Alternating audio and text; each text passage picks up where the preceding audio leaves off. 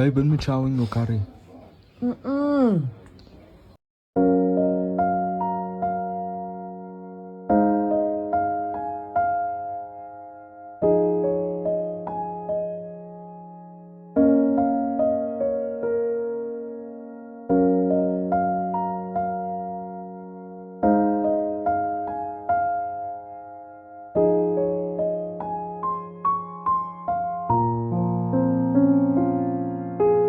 About right?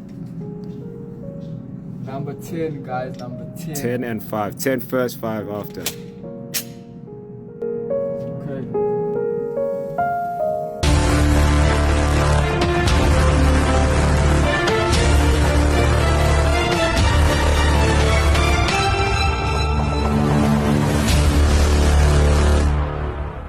And this is exactly where Tevin's wife's perspective comes in. She is adamant neither Tevin nor Keagan were involved in gangs, dealing drugs, or any of that, playing the game, as she puts it. She clarifies this wasn't about some criminal group, it was personal, a show of respect for friends who had died. And she delves deeper, those hand signs, the ones that went viral after they died, the ones people condemned online. She says they weren't gang signs, they were salutes. Again, a way for Tevin to honor friends who lost their lives young, and maybe most importantly, she points to their legitimate life. They owned a registered security company, attract protection, the guns they carry, legal, directly tied to this legitimate business.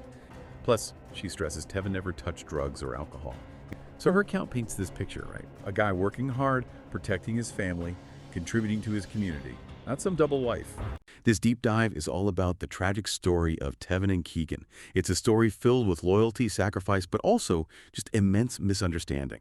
Our main source here is a Street Talk exclusive called Caught on the Crossfire of Perception, Tevin and Keagan's Story. It's an account told by Tevin's wife. There's a stark principle laid out right at the start of our source material. The streets don't care about the truth. And that's not just, dramatic language. It means your intentions, what you sacrifice, even if you're trying really hard to stay clean, it means very little. What matters, according to this, is how you look, who you stand with, and what music you play. That's powerful stuff. The article points out that once you get a label stuck on you, it's almost impossible to shake it off. And Tevin and Keagan, in this telling, are framed as men caught in the crossfire of a war they never started. They were dragged into the chaos, it says, not because of what they did, but because of what they were seen as doing. That difference is it's everything here. And that initial framing, it really shows a critical dynamic you see in certain social landscapes. In these places, reputation, who you associate with. It's not just important, it's basically the main currency. It's everything, your actual actions. They sort of become secondary to how the public reads your life, and that reading is often based on, pretty superficial cues. So you get this powerful social script where someone's interpretation of how you look can just completely override the facts. And that interpretation becomes this dangerous, often undeniable truth. It essentially means perception doesn't just influence reality in these contexts, it becomes the reality. And the consequences can be fatal. Right. And this is exactly where Tevin's wife's perspective comes in. It's a powerful counter-narrative. She challenges that public perception head-on. She is adamant neither Tevin nor Keagan were involved in gangs, dealing drugs, or any of that, playing the game, as she puts it. And she goes straight for those controversial things that probably fueled people's assumptions, like the name Hollywood. She clarifies this wasn't about some criminal group, it was personal, a show of respect for friends who had died, fallen friends. And what's really striking there is how a symbol, something meant for remembrance, for mourning even, can be so drastically recoded, reinterpreted. It really highlights a key psychological thing. We often interpret ambiguous information in a way that just confirms what we already believe or the stereotypes we hold. So a gesture of loyalty, maybe mourning, if you look at it through a suspicious lens, it instantly becomes a sign of something illicit, totally divorced from what it originally meant. That kind of cultural misreading, it's a high-stakes game. Yeah, absolutely. And she delves deeper, those hand signs, the ones that went viral after they died, the ones people condemned online. She says they weren't gang signs, they were salutes. Again, a way for Tevin to honor friends who lost their lives young, and, maybe most importantly, she points to their legitimate life. They owned a registered security company, attract protection, the guns they carry, legal, directly tied to this legitimate business. And their work wasn't hidden away, it was public, deeply involved in the community, actually. They worked with groups like the Brackendown CPF, that's the Community Policing Forum, and SAPS, the South African Police Service. They even donated to the local police station, helping fund community patrols. And get this, They did high-profile security, too, like escorting famous South African musicians Mafikizolo. Plus, she stresses Tevin never touched drugs or alcohol. He was proud of that, deliberately avoiding that whole street life that had claimed so many others he knew. They even offered their security services free sometimes to people who needed help, using their own money to support those CPF patrols. So her account paints this picture, right? A guy working hard, protecting his family, contributing to his community. Not some double life. It raises a really important question, doesn't it?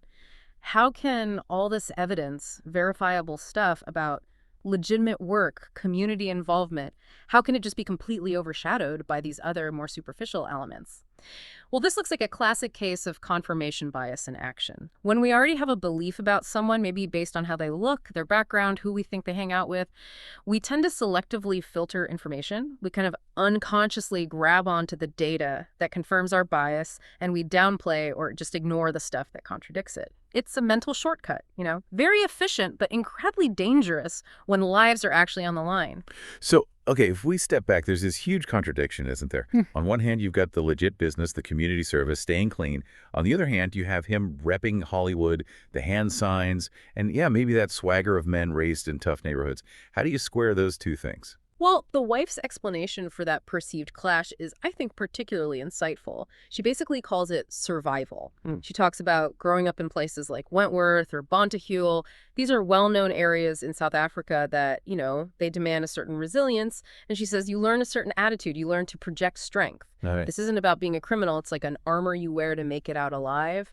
That edge, that kind of streetwise way of carrying yourself, it's a learned response to a harsh reality. It doesn't automatically mean you're a gangster. It's a social script for self-preservation.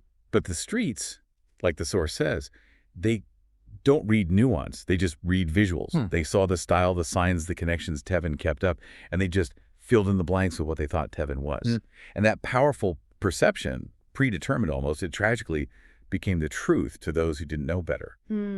It's just a stark example of how easily someone's real identity, maybe carefully built, can just be overridden by how a group misinterprets the surface stuff. Exactly. And that distinction between how you present yourself, often as a survival tactic, and who you genuinely are, your identity, it's absolutely crucial here. In these environments, the public's reading of those superficial cues, that vital armor we talked about, it just becomes the dominant story. It crushes the individual truth underneath. It really shows how powerful social scripting can be. Certain looks, certain behaviors get rigidly interpreted through the community's lens, leaving basically no room for the complex reality of the person living that life.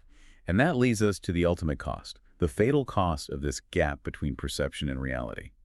Tevin's wife is absolutely firm on this. Her husband wasn't killed for being a gangster. She believes strongly that he was killed for his loyalty to his friends who died, and loyalty to that name Hollywood, which was already, tarnished by the violence of others. She argues the killers weren't seeking justice. They were sending a message. It was a war over perception. In her view, Tevin was purely a casualty of association. The irony there is it's profound. Oh, tragic. Loyalty, right. A deeply human trait, often seen as a virtue. It becomes a death sentence. It powerfully shows how an external narrative can just grab hold of even positive qualities and twist them, reinterpret them as negative or threatening within that specific context. It's not just misinterpretation. It's like a weaponization of virtue, turning a basic human bond into a fatal weakness in this theater of street politics. Wow. And then after he died, this whole misjudgment just exploded in what the source calls the digital courtroom. We all know social media is a force, right? But often it's a space that doesn't value justice nearly as much as it values clicks, drama, and thrives on assumptions. The article details how, after Tevin's death, pictures of him throwing those hand signs, clips of him listening to drill music. There's that hip-hop subgenre known for aggressive, often violent lyrics, especially in street stories, and old photos with friends who are labeled dangerous. That all just went viral. Within hours, apparently, he was just flat out labeled the gangster. And no amount of explanation, no truth could undo it. Yeah, that's a chilling example of how digital echo chambers work. They amplify and accelerate misjudgment at incredible speed. The sheer speed, the virality, the way things get taken out of context on social media, it creates this environment where perception just hardens incredibly quickly into an unchallengeable truth. There's very little room for nuance, for counter stories, or for the kind of careful checking that real justice needs. It's like an instant verdict from a global jury, often based on just tiny fragments of information. And it creates this digital digital legacy that's almost impossible to argue against. So we're left with this profound, really bitter irony. Tevin's loyalty to his friends, the ones who die young, the ones who left their mark, that became the very thing that led to his own death. He wasn't, according to his wife, involved in gang stuff or dealing. But because he wouldn't cut ties with the Hollywood name, because he stayed loyal, that painted him as an enemy. Loyalty, the very thing that binds people together, became his undoing, weaponized by people who wanted that Hollywood name gone. That particular twist is deeply unsettling, isn't it? It's such a poignant illustration of how human virtues, things we value, aren't safe from being tragically misunderstood and even exploited when the world is dominated by these surface-level judgments.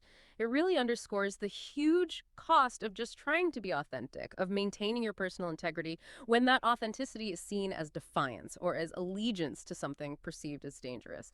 It's a stark reminder that in some environments, just the perception of power or the perception of allegiance can become way more powerful than the actual truth of someone's character. So to kind of wrap up this painful part, Tevin and Keagan, the source says, they walked a fine line between the world they came from and the one they tried to build. Their image, the swagger, the style, the hand signs, that was enough. Enough to label them in the eyes of the streets. His wife even acknowledges Tevin had a loud mouth, a certain bravado. But she's firm. Those traits don't make you a criminal. But ultimately, and this line from the source is powerful, when you carry the image of the streets carry you until they break you. So as we bring this deep dive to a close, Tevin's story really stands as this tragic testament to the devastating power of misunderstanding. His wife is absolutely resolute. He wasn't a criminal, not a gangster, not caught up in a gang war. He was killed, she believes, because the streets didn't care about who he truly was. They only saw what they wanted to see. His life, at the end of the day, was reduced to what people thought it was. It raises a profoundly unsettling question, really, and it offers a stark truth. Tevin wasn't killed for what he did. He was killed for what he looked like doing it. And this individual tragedy, while it's about Tevin, it really resonates with a broader human tendency, doesn't it? To make quick judgments, to categorize people, and often let our first impressions define someone entirely. Instead of engaging with the full, complex reality of who they are, it just highlights that devastating gap between someone's true identity and the story others write for them. So as you go about your day, maybe consider this. How often do you make assumptions about people? Based on just a quick glance, a label someone else gave them, or a fleeting image you saw online? What rich, complex layers of truth might we all be missing when we do that?